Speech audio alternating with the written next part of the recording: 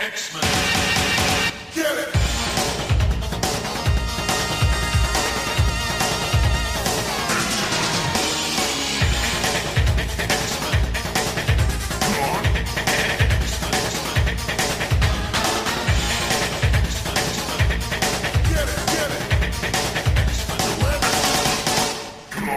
Hey everyone, and welcome to another exciting episode of Battle of the Atom. This is your weekly X-Men podcast where we rank every story from A to Z. I'm Adam. And I'm the bad boy of X-Men podcasting, Zach Jenkins. And Adam, guess what?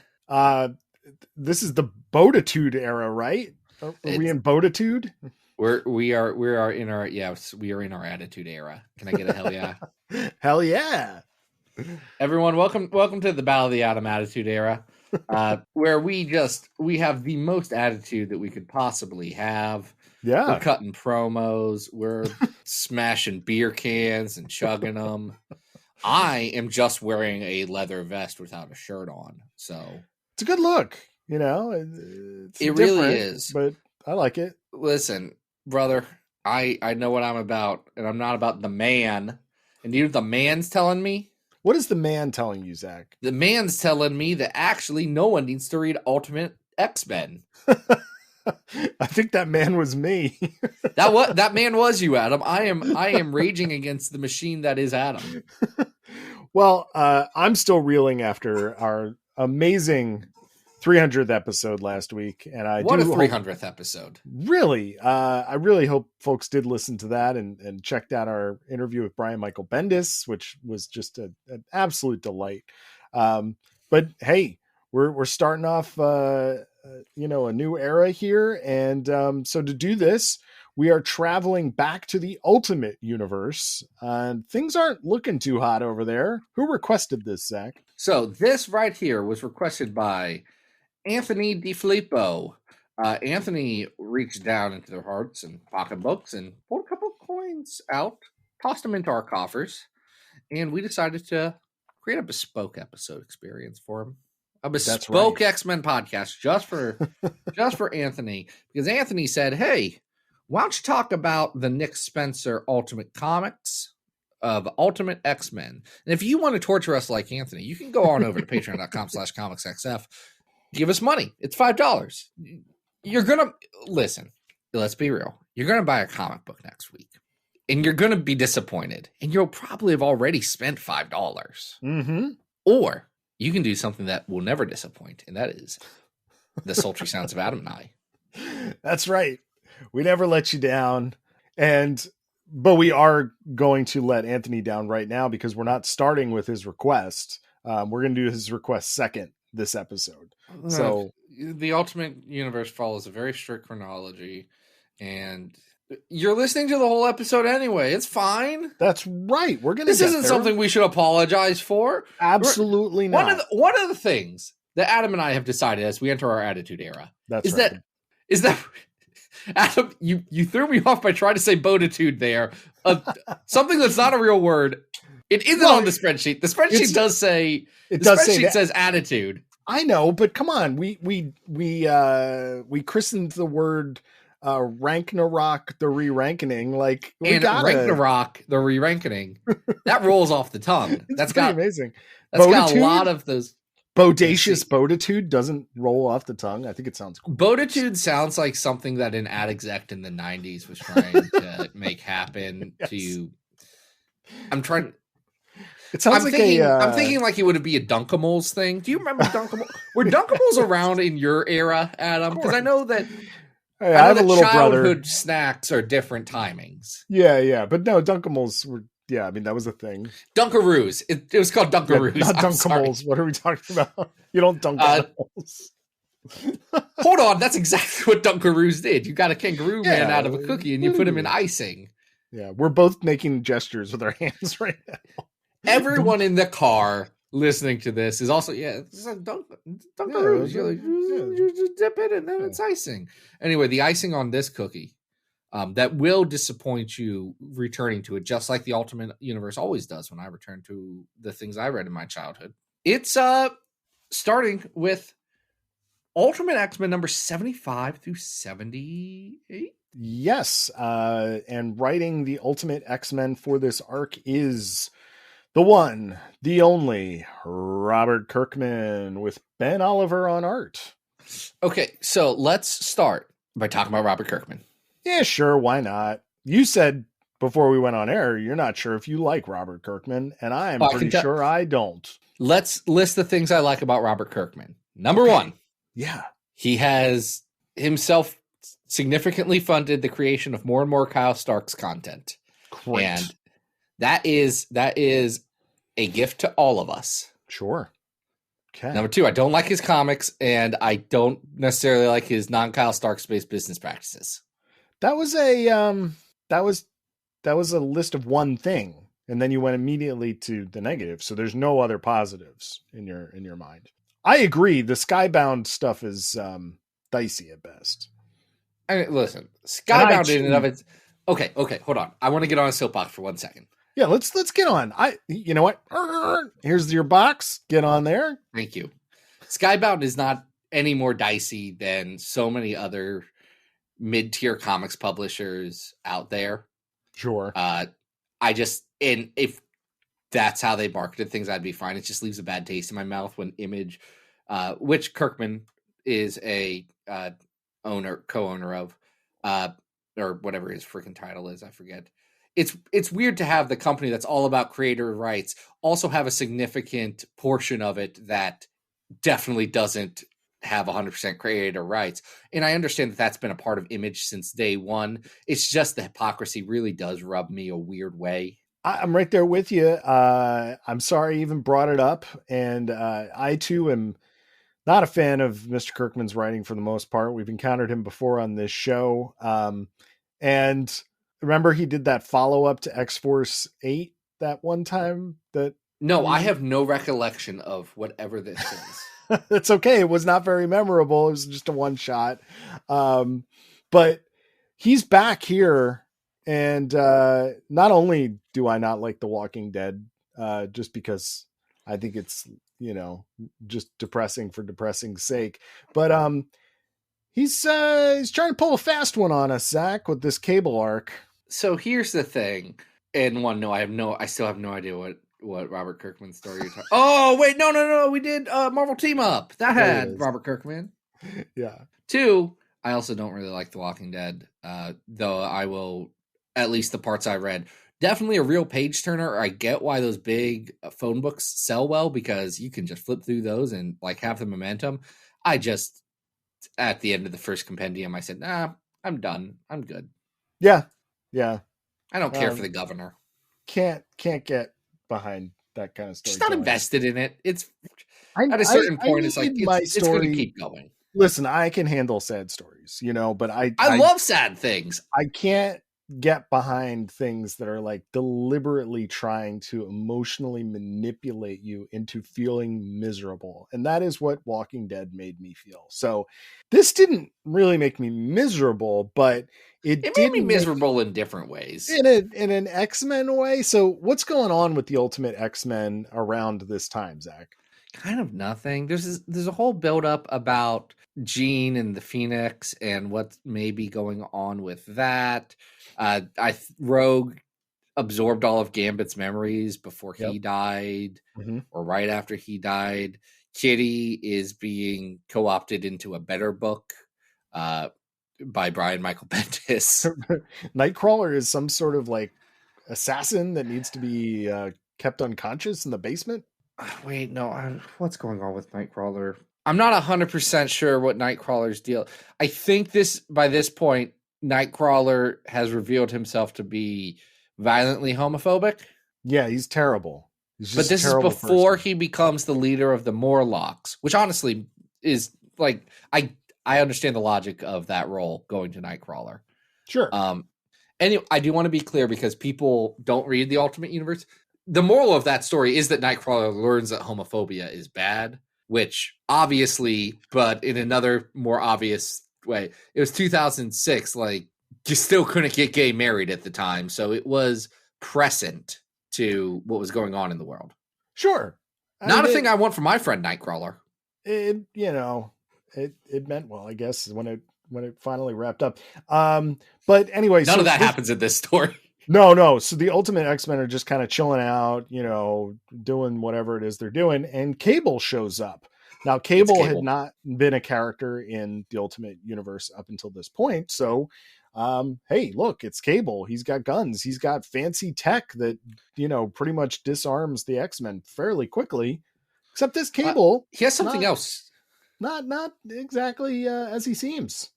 Hey, this Cable has something else, and that is knives in his hands. Yes, he sure do. He's got some claw scratches on his face too, and it does seem like there's something a little bit weird about this Cable. And you wouldn't maybe predict that this Cable is Wolverine. So the thing I like about the Ultimate Universe is when they do new and interesting things. The thing I don't like about the Ultimate Universe is when they just make something different and there's not really a good reason why or any, like, you just sit there like, okay, I guess that's the ultimate version of Cable. I don't know why it is. Right. I don't know what you're doing, but that's fine. It does make sense that Jean and Scott do not have like a child who grows up to be an adult that comes back from, because it is different universe and these characters are a little bit younger, and I get that, Sure. But this is something that I thought about a lot in doing the reading for this week, was that what Ultimate Comics writers often do is they just throw a regular 616 character in and then they tweak it just like a hair, and like, obviously Cable being Wolverine is a bigger tweak than that. But a lot of times it's like, just, hey, it's name recognition. Like, look, Cable is here. Bishop shows up in this arc because Bishop shows up to chase Cable, which is funny. Here's the weird thing about Bishop and Cable. They aren't connected like that in the regular universe, in the 616, but everyone just kind of assumed because it was weird that there were two time travel guys with the big guns who showed up at the same time. It's not really explained either, so what ends up happening is that I guess in the future Professor Xavier like really blew it and the future sucks. So Cable has come back. Wolverine as Cable has come back. Cable. We can call him Cable. We can call him Cable. He's this Cable. He's Ultimate Comics Logan from the future. He's come back to kill Xavier. And when the rest of the team returns to that future with Bishop, because Bishop is sick of Cable's baloney, they are also fighting with the Ultimate Comics version of the Wild Pack. Yeah, the 6-pack. Yeah. Except there's not 6 of them. Who is missing from this? Because Cable, Domino, Grizzly. We have Grizzly, Domino, Kane. George Washington Bridge is not here. No. GW Bridge. Bridge is out. And Bridge is out. Kane and Hammer are here. Yeah. Yeah. That's everybody. Though they don't, like, again, I guess that's weird. Kind of funny, but they don't really look like Domino is really the only one who you're like, oh, that's Domino, obviously. But Grizzly turns into a bear, which is a different guy's powers. Yeah, that's Ursa. We already have a bear mutant. Yeah. Right? That's Ursa Major. Hold on. So Kane does have his shoot 'em off fists. He sure do, but he does not have a good haircut. He has an ugly haircut. I mean, they all do. It's they fight. That's all that Cable happens. goes away in the future. Bishop sticks around with the X-Men. Jean gets mad. Jean gets mad.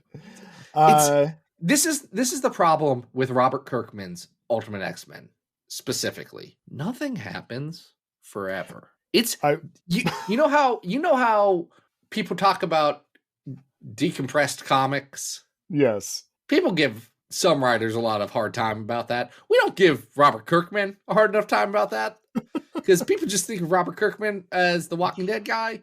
And man, his other stuff does suck. There are 2 things that do happen in here that one of them made me laugh out loud. And I don't think that was the intention.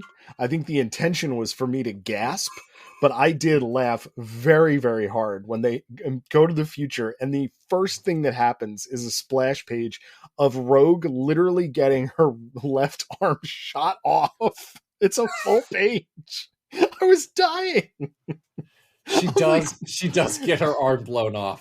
And they're like, touch Wolverine real quick and we'll beam you back to the past so you can grow a new arm. That was really funny. I don't think it was supposed to be funny, but it was really funny. The other thing that happens, which is, again, not supposed to be funny, but I was laughing, was that Professor X reveals to Cyclops before they go on the mission that he is in love with Jean Grey. And then Cyclops that does about it. I forgot about that. That was pretty funny. That's an insane choice.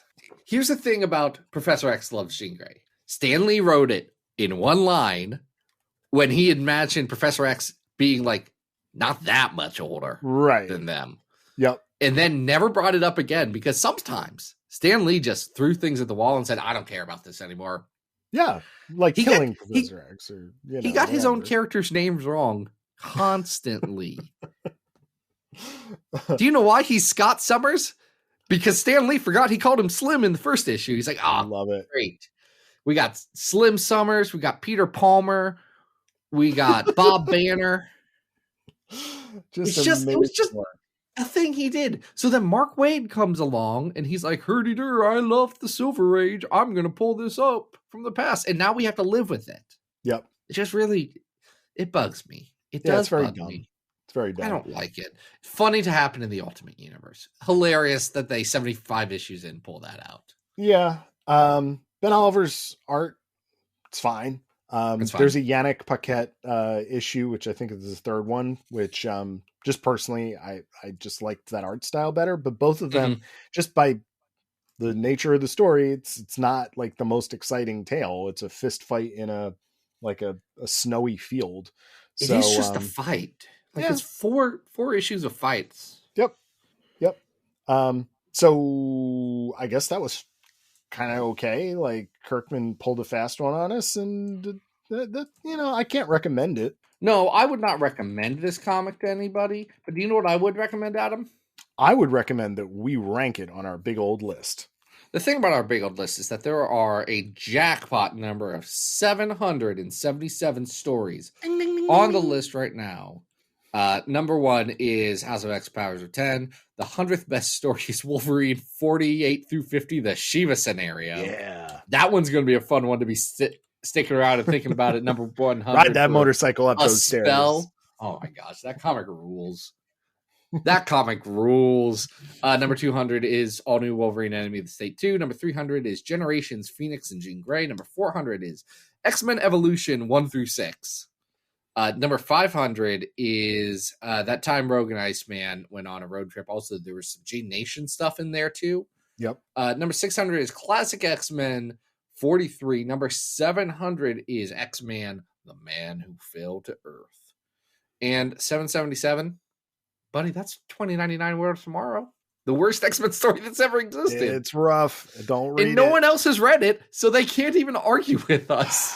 Yeah. Well, it's not on Unlimited, so, Marvel's at least saving you from that pain. It's so bad is the problem with that. Yeah. I keep thinking about that comic.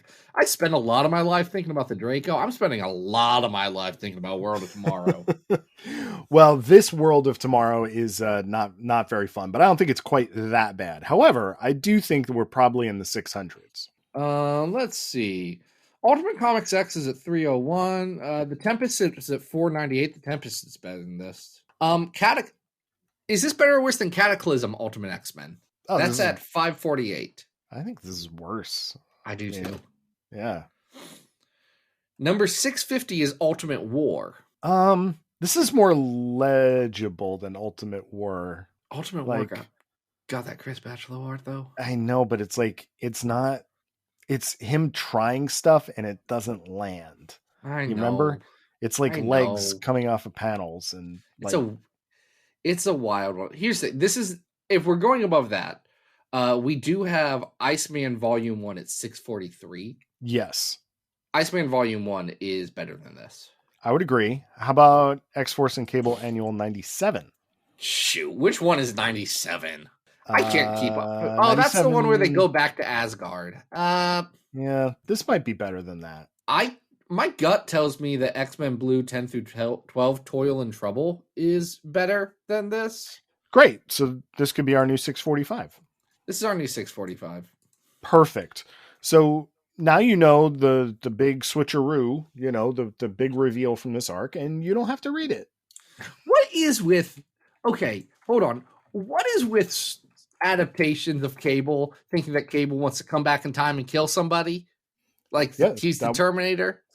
that's not what he does. It's not what he did at all. No. I have thought about Deadpool 2 more in the last week for some reason than I have in years since I saw Deadpool 2. A movie I don't want to watch again. Is it because of the writer's strike, and because now that the actors are probably going on strike too, that Hugh Jackman will probably need to continue taking HGH to stay jacked for Deadpool 3 throughout a longer extended period of time, and therefore hurt his body? One, Hugh Jackman hurt his body a long time ago, and that was in 2010 when he made The Wolverine, the movie where he went from looking like a fit dude to an insane person. Sure was a choice. Jeez. I've also been thinking about The Wolverine. That's a movie that I want to be better than it is, because I think for a good 2/3 of it, like, just totally falls apart in the third act. Incredible implosion in the third act. All you had to do was bring out the actual Silver Samurai and do the Paul Smith fight. And no, you brought out a freaking Michael Bay Transformer with an old guy inside. Terrible idea. It was really weird. And I feel like if they made that last act a much quieter thing about honor, it would have been good. But they didn't.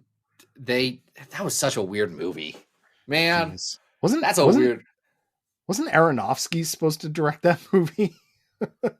Like, I think he was the original director tied to that. And then James Mangold got it, and James Mangold did the best, but he also said, hey, can you guys let me do a good one now? Like, I did this one, but would you let me do a good one?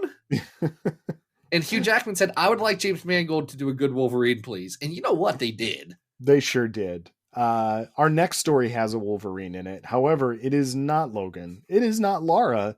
It is everybody's favorite, Jimmy Hudson. This was our pick of the week. It's Ultimate Comics X-Men 1 through 12 by Nick Spencer. Making me read them issues, Anthony. Thank you. We're doing a lot. It's Nick Spencer. Paco Medina is the main artist on this. However, Carlos Barbary gets in there from time to time. This is about the new Ultimate X-Men post-Ultimatum, actually post-Ultimate X, which was a comic that took forever to come out and therefore did not actually have that much impact on the Ultimate Universe writ large. And anyway, this one's by Nick Spencer, and it is part of the 2011 we're going to make the Ultimate Universe relevant again thing. Okay. And there was a lot of momentum if you don't have the context for that. Here's what was going around in the Ultimate Universe in 2011. They launched it with a couple of books. Mm-hmm. Ultimate Comics Spider-Man featuring Miles Morales. That sounds important. Important, big, great. Everyone loves it. I don't know anyone who would be like, oh, Miles, he sucks. That's because I don't talk to boring people. You had Jonathan Hickman and Assad Ribic doing Ultimate Comics Ultimates, a book that rules. Literally everything in that book, Hickman would later do better, but that book rules. Sounds like a good combo. With that, you had Ultimate Comics Hawkeye, which we've read for the show. Yep. That has 2 Zorns, so that's great. And then you have Ultimate Comics X-Men. Nick Spencer at the time was like a hotter indie creator guy. He had Morning Glories. He had some stuff that was like, I forget what he had like the serial killer book that I only read 1 issue of years ago. It doesn't matter. Bedlam. It was called Bedlam. You know, he was like a going concern at this point. And this is an interesting cast because the X-Men, as this starts out, are there's only 3 Shroud. of them. It's Shroud. You know Shroud. Shroud, for our listeners, who is Shroud, Zach? It's Kitty. It's Kitty Pryde. Kitty in a ridiculously oversized raincoat and a weird mask. I don't know. I don't know what's going on with that costume. She looks really dumb. I hate it. Listen, She got all kinds of straps coming off her back for no reason.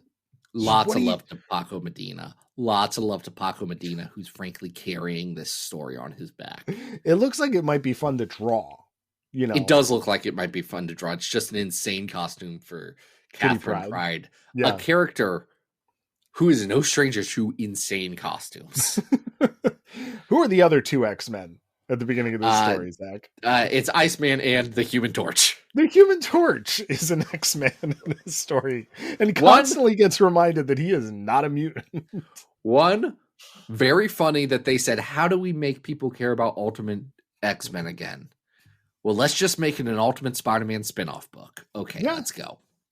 Yeah. So for folks who remember our Ultimatum episode, you may remember that there was a going concern in that book where William Stryker Jr., who was just a normal dude, not the crazy militaristic. He was a preacher, but he was like a chill preacher. Yeah, he was like a youth pastor. But when the Ultimate Wave hit, he turned into a psychotic mutant hater who then forged himself with Sentinel technology and now is not only proselytizing, but he's basically got his own team. And man, there's Nimrods in this story. This is actually a pretty complicated plot. So, and they were doing this, at least Hickman and Spencer were doing this with their Ultimate comics. They were saying, let's do a big story. Let's do we're going to plan 2 years of this. That's what we're going to do. We're going to seed all this stuff. We're going to make it big. We're going to destroy the United States of America in the Ultimate Universe. They're doing a huge amount of stuff. Oh, yeah. You have mutants being put into concentration camps. Mm-hmm. You have the ongoing plot, which jumps between Hickman's stuff and Spencer's, of Karen Grant, a.k.a. Ultimate Jean Grey, and her adventures on New Tian. You have Quicksilver going through this weird double-crossy, triple-crossy thing where he's betraying mutants. You have all of these people seeing ghosts of long-dead mutants from the Ultimate Universe. Including Magneto living in a cave, which never really gets followed up on. Magneto doesn't get followed up. Professor X never gets followed up on. Scarlet Witch, who, may I remind you, is very dead at this time, never gets followed up on. And Apocalypse doesn't get followed up on. Well, that is the big... all that stuff gets dropped. That's the big reveal at the end of Nick Spencer's 12 issues, is that Sinister and Ultimate Sinister and Ultimate Apocalypse have been behind a lot of this, and then that just sort of gets dropped, which we can get into when we get into our last story. But we do have other X-Men as part of this story, right? Jimmy does join the team. Eventually, There is a group of kind of Morlock kids because they're all living in the Morlock tunnels at this point after what happened in Ultimatum. There's a kid who's kind of like the ultimate version of Maggot. And unfortunately, I can tell you that he is not the ultimate version of Maggot, because Ultimate Maggot was killed by Mr. Sinister in the arc The Tempest. Well, that's a bummer. Who is this kid then? He's got a big maggot coming out of his butt. No, you're misremembering. The Maggot is a different mutant who's his friend. Or his brother or something. But isn't it attached to his butt? No. It just hangs off of him? No, they're just hanging out with each other. Oh. But why is it always in his, on his back? Because they're best friends. They're hanging out with each other. It does not appear that way, the way it's drawn. I'm going off the dialogue. I know what you're seeing and I understand it, Adam. I was like, oh, that's Ultimate Maggot. Also, Rogue is here, and she is betraying the X-Men to get rid of her mutant powers from Stryker, who can get rid of mutant powers now. But wait, I guess not. But that's also a double triple cross. It is double triple cross, right? Because Rogue is doing it. It appears that Rogue is betraying the X-Men when really she's trying to make sure that she can steal Stryker's powers, so that the Nimrods don't come and destroy the entire United States. Quicksilver worked with the U.S. government to launch a Nimrod program. William Stryker, then, it turns out, has the mutant power to commune with machines. Yes. And since in the Ultimate Universe, mutation was a government-funded conspiracy. And they were like, well, biological weapons are really just machines when you think about it, which that's not how it works. Because of that, Nimrod or Stryker could take away people's mutations or shut them off in their genes or whatever. Anyway, Kitty Pryde straight up murders him. Well deserved. Only he sends his consciousness into all of the Nimrods. So the Nimrods start saying the Lord's Prayer while exterminating mutants and taking over the United States Southwest. Pretty much. And while this is all happening, you have the subplot that's especially explored towards the second half of this 12 issues, that there has been a mutant concentration camp, and Storm and Colossus are there. They are trying to tone down a very revenge-minded Stacy X. Listen, I am on Stacy X's side on this one. Yeah, no, Stacy X wants 100%. Stacy X was right. Yeah, I mean, Stacy X is right in this situation. But they break free only in time for the Nimrod invasion. So they're playing. Do you know who helps them out? Wait, remind me. It's concentration camp guard Major John Walker. Oh, right. AKA Ultimate U.S. Agent. Oh, is that who that is? That's interesting. Do you not know who John Walker is? I don't really care. Is that he's Captain Krakoa now? We assume. Yeah, well, we think that. Yeah, he's Tony Thornley, U.S. Agent. I don't know how to explain U.S. Agent. There was a whole TV show about him. Oh, I know. It was Kurt's son, right? What the hell is his name? Why is his last name blanking on me? I don't know who Snake you're Plissken. talking about. Oh, Snake Plissken. Kurt Russell. Yeah, it's Kurt Russell's son. That's who plays U.S. Agent. Little liquid Snake Plissken over here then. So a lot going on here. Paco Medina, for the most part. We do have a fill-in on one or two. Carlos Barbary fills in. Yeah. Juan Vasquez is inking Medina, and Marte Gracia is doing the colors. Yeah. I think the Marte Gracia adds a huge part of the look of this book. I mean, Marte is killing it. I don't always love Paco Medina. I do I was noticing while I was reading this, I'm like, man, Paco Medina's art's really killing it in this. I was sitting here, I don't like Curse of the Mutants. I don't like Paco Medina's art in it. Okay. I like Paco Medina's art in this. And I don't know if it's really Marte's colors are elevating it. I don't know if Juan Vasquez was doing the inking and that's just pumping it up here, or they've done something different, but this feels like a really solid art team. I would agree. I think it looks really good.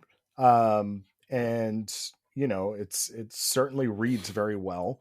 And I like Paco's art. There's a couple of things that he's very reliant on. And I'm saying this as an artist who knows that I am very reliant on, especially poses where the character is facing, let's say, like 10 o'clock or 2 o'clock, right? Like Paco has a tendency to go back to certain poses with especially faces. So there is an element of repetition depending on which characters he's drawing and how he likes to draw those faces. But at the same time, I really can't fault what he's doing here, because he's doing a pretty solid job of telling this story.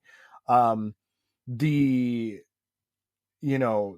problem with this, I think, is that even though it's a full year of storytelling, it's too busy, even in its ambitions, to actually be completely coherent and start to follow up on some of the things that it's been doing, because it's playing around with the timeline, right? Of what was happening with Stryker versus what was happening at the camp. There is a sense of almost repetition too with what it is that you're reading. So, and again, here's some context to this time in Marvel, specifically around this Ultimate X-Men, and I guess really in comics in general. It's 2011, 2012. Mm-hmm. Do you know what happens in 2011, 2012? That's probably one of the biggest things that happen in the direct market in a very, very, very long time, and probably the most influential thing to happen in the time that I've been reading comics. I'm not sure. What was it? DC launches the New 52. They completely canceled their entire line and relaunch. It sucked up all of the oxygen. Yeah. It launched the same time as these books. Yep. So everyone was paying attention to New 52. Money wasn't going to the Ultimate stuff. So you have things that happen like Hickman gets moved from Ultimate Comics Ultimates over to Avengers to do his run. Spencer, I know Spencer ends up doing Secret Avengers, but I don't know what else he had going on and how that interfered with that. I don't know why Spencer left the book necessarily, but they were moving people around. But that is interesting, because what that means is that these two writers basically put their heads together, destroy the United States as part of their storytelling, and then immediately leave. And buddy, I tell you what, if you read the Sam Humphries stuff in Ultimate Comics Ultimates, yeah, it's rough compared to Jonathan Hickman. And I've read Sam Humphries comics that I like. I think that Dial H for Hero freaking rips and is one of the underappreciated classics in the recent years. Have you read Dial H for Hero, the Sam Humphries? You keep telling me to. It's on my list. It has come up several times now, hasn't it? I don't know if it was on air or not. No, I only read it once. It's like a really good book. I'm gonna read it. It's on my list. You should. You specifically would enjoy it. I'm just telling you, like, it's an Atom book. You've told me that at least 5 times. It is. Listeners, dude, back me up. I was telling a friend who was messaging me about our 300th episode and mentioned a joke or something that I said, and I said, "Buddy, I don't remember any of that. I believe you, but it's in one ear, out the other." I mean, come on, cut us some slack. Anyway, the story doesn't end, and that's the biggest problem with it. Yeah. I feel like all of this buildup, if this was like a 2-year long story and all of the seeding paid off, it would make a difference. Yeah, it absolutely would. But unfortunately, we end this story with a Layla Miller cameo and this sinister apocalypse stuff, which is about the Layla Miller. Yeah, but that's the perfect example of what we were just talking about in our first story, which this drives me nuts in the Why does she comics. run Roxxon? Who knows, right? They're just like, okay, well, let's pick a 616 character, and we're really not going to do anything actually different with them. It's just going to be a name drop. And it's like, okay, but at least hold on. I have to defend Nick Spencer here, which is not a thing I like to do. Oh, okay. Layla Miller being part of the Roxxon Brain Trust was established by Brian Michael Bendis in Ultimate Mystery #3. That makes more sense that Bendis would do it. Bendis, who did create Layla Miller. Yeah. All right. Okay, yeah, she was in Ultimate Mystery and Ultimate Doom. Okay. Stories I have all right. read. I'll back off then, because then that means that Bendis at least had an idea there. But again, is it a good one? I don't know. I don't know that it's a good idea. It drives me nuts when it's like, well, there's this character. You're like, yeah, but it's not. And what is different about them here, and why? What is the exercise? Like, why is it interesting to have somebody in a different universe if the character is just going to be the same character from the 616, just maybe like with an office job? Like, is that interesting? I don't know. I don't know. This, guys, if it feels like we're not talking about the story, it's because it's a lot of setup with zero actual execution. I will say, interesting, right? Like, it is interesting. Trying some stuff. Definitely I like the ambition here. We're swinging for the fences. I think we're striking out, but we're swinging. But yeah, unfortunately, like, when you end issues with cliffhangers and then you never follow up on them in, listen, we don't all get to be Ben Percy. We don't all get up into like the 30s and 40s of our series and follow up on things from the first couple issues. most of these writers barely get to write more than a year of a book if the book even lasts that long. Do you know what's interesting about that? Now that because you say that, most writers, especially today, would just say, okay, well, I found out it's issue 10. I found out halfway through this that I'm getting canceled. I better make the next two, Yep. That's not what happens to close this out. Nick Spencer's like, we're going full steam ahead. And because it's the Ultimate Universe, he can't actually like stop and restart everything. No. So it just has to barrel through. Yeah. And we'll talk about that in a second, but let's rank this one first. This is a good looking comic. I would agree. It has a lot of ambition and it fails really hard.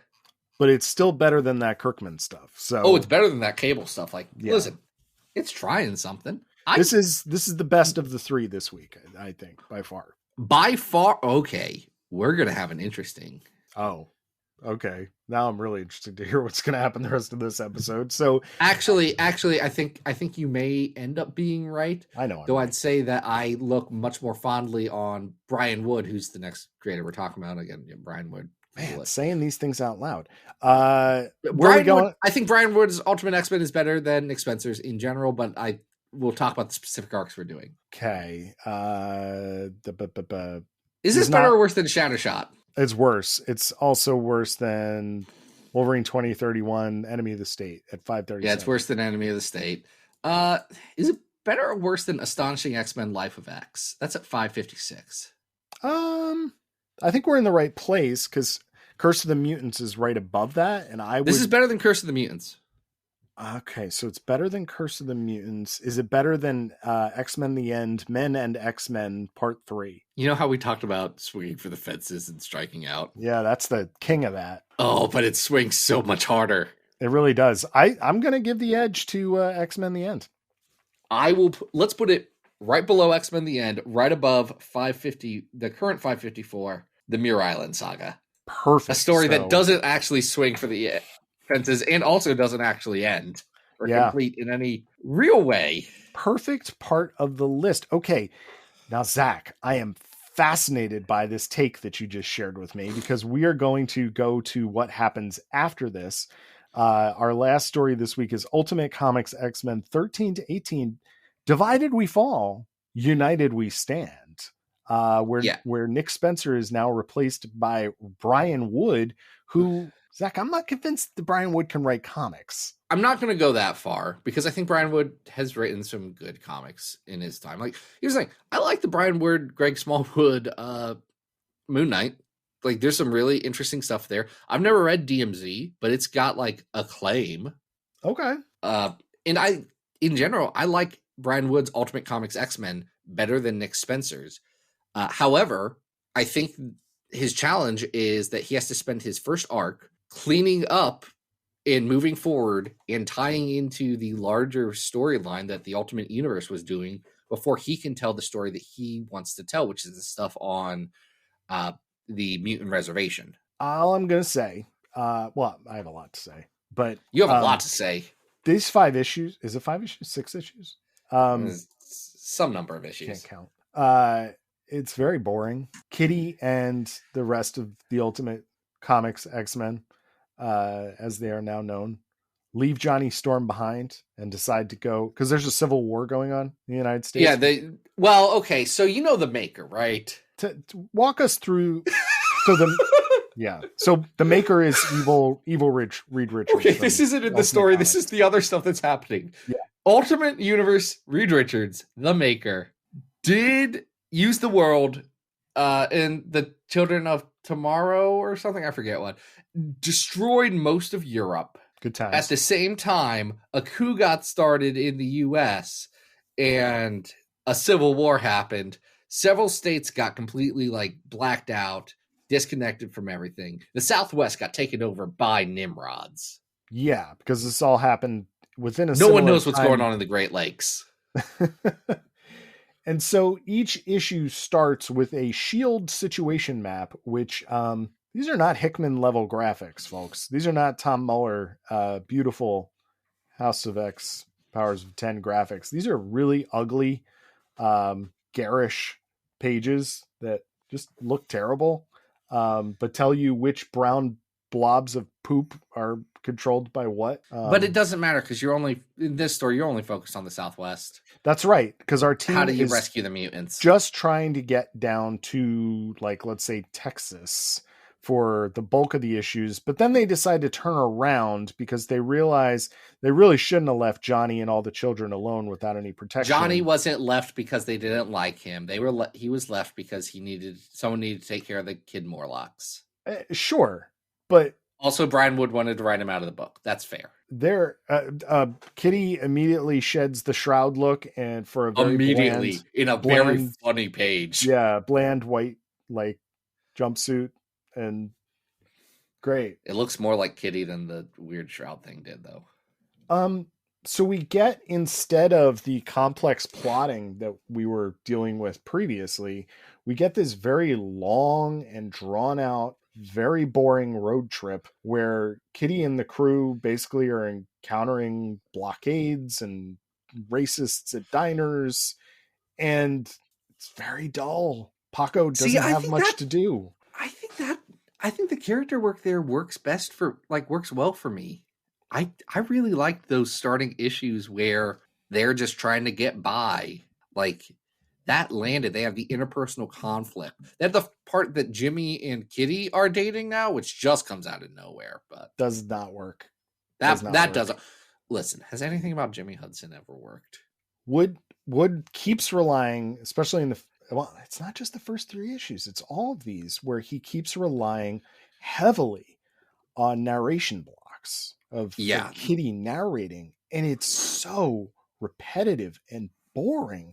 And by the time we get to the end of the first couple issues, when we get to United We Stand, Kitty is now, and the team have now teamed up with Nick Fury, right? Nick Fury, Ultimate Nick Fury. They are going to stop, whatever. They're going to liberate some concentration camps, right? And we get to a point where, like, Rogue is hooking up with Quentin Quire. Yeah, Rogue and Ultimate Quentin Quire just start making out a bunch. Why? It's a great question. Zach, this book sucks. It really does suck. And Paco Medina is doing his damnedest to make it look good. The colors look great, and there's some stuff happening here, but like armor looks cool. That's not even Paco though. That's who's Carlos Barbary and Agustin Padilla. Yeah. Also, Riley Brown is in here for a bit. Yeah, but like, okay, here's a great example. All right, you get to the end of Uncanny or Ultimate Comics X-Men number 17, and the consciousness of William Stryker Jr. has now gone into the Master Mold Sentinel. Yes. And all of the Nimrods and him descend upon the concentration camp, right, that they're trying to liberate. And the end of the issue is a cover preview for the next issue, but it says classified. Okay, then you actually see the cover and it's Kitty shooting the Sentinel in the head. Like, yeah, what's with Kitty having so many guns? Why is that classified? Why is Kitty walking around with automatic weapons? Like, well, because she has a defensive power. I get that. And she's fighting robots. This is dumb. This is a mess. Nothing is happening. Nothing is happening except for if you lay out the plot, a lot of things are happening, but there is not the same narrative heft to it that you would want for there's a civil war and mutant concentration camps. Like, things have gotten very, very bad in the Ultimate Universe. It doesn't feel important. You have the benefit of having read the stuff that goes on around this. I don't. Yeah. I'm just reading these characters who are pretty bland, get in a car, drive for a while, and then fight some Sentinels at the end. And it's like, okay, especially after, and I'm not saying those first 12 issues were like anything, but in the first 12 issues, Spencer is doing this thing where he's bouncing around between like 4 different plots over the course of those 12 issues. There is no B story in this. It is just road trip, team up with Nick Fury, fight machines. And I don't know. I just found it dull. Did you find it dull the part where Captain America, the President of the United States, shows up and they don't explain that? Yeah, that happens at the very, very end of this arc. So where he offers them, by the way, we're going to give you your own land. Also, I am not going to be able to stop the fact that they are just depowering mutants left and right now. Sorry, that's politics, baby. yeah, I don't know. Listen, when Paco is and Gracia are doing a fantastic job, I think the book looks good. There's some really nice looking art. I think Carlos Barbary does a really like stand up job, and he's always been a guy I've seen good. as hey, he's a good hand. Yeah, but sure. But this doesn't land for me at all. Like, and I don't know if it was just exhaustion from reading like almost 2 years of this book, but it's just like it really flubs everything that was being set up.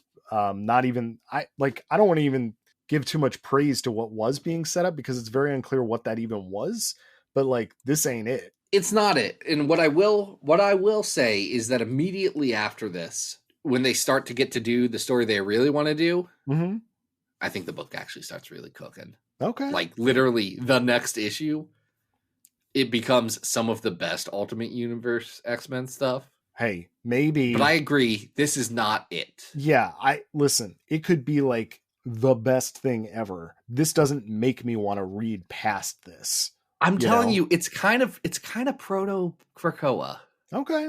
Hey. Like much more than Utopia or anything else. It's like this is kind of the blueprint. Sure. I mean, New Tian, I see it. It's all here. But this is not as good as 554, the Ultimate Comics X-Men 1-12. I don't know where on the list it should be because I don't think it's not as bad as the Cable stuff. No, absolutely not. That's down at 646, so we know we're in between. Is it better or worse than 582, the Family Ties unpublished inventory issue? I think it's better than Moses that. Magnum. I think it's better than that, but it's we're in the right like general place on the list. Is it better or worse than Marvel Comics presents Cyclops Retribution? I think it's worse. Better or worse than New Mutants: The Return of the Legion? I think it's worse. Better or worse than that time the all new X-Men went to Paris? Okay, it's better than that. So it's better than that. Better or worse than Daddy Boros? I don't think it's as memorable as that weird Daddy Boros issue. Well, we didn't coin a term. No, this issue. Whereas Daddy Boros, we absolutely have words. So this give me a new 575. Wow. That was a much longer conversation than I expected. I thought there wasn't as much substance here, but I'm glad we did it. Again, in our attitude era, we're doing this for us. Anything goes. Anything goes. So I really hope our listeners enjoyed that bit of attitude that we shared with them. If you want to get a bad attitude, you can head on over to patreon.com/comicsxf. It's $5. It's $5. It's not much. Make it happen. Battle of the Atom. It's $5. It's solid, decent price for good time on your Mondays. Listen, it's $5. Adam, what's going on? Anything that you need to tell the people about? No, I do this show, so you're already listening to it, and folks. Really, that is the best place to find us. It is. You can follow me on Instagram at adam.rec or occasionally on Twitter at Arthur Stacy. And what are we doing next week, Zach? I think we're taking a week off, right? Next week we have life, so we're taking a week off. But the week after that, Adam, we got some stories about a rogue. Ooh, one of my faves. Yeah, we're going to talk about a rogue named Gambit. No, that's not what you meant. I know what I meant. No Gambit. I'm just a rapscallion like that. No, we're talking about rogue stories and the early rogue stories, and it'll be a fun time. I'm looking forward to it. There's some things I've not actually read because you know what? It's really hard to find ROM Space Knight. Oh, yeah. Yep. You have to Google read ROM Space Knight online. It's so difficult.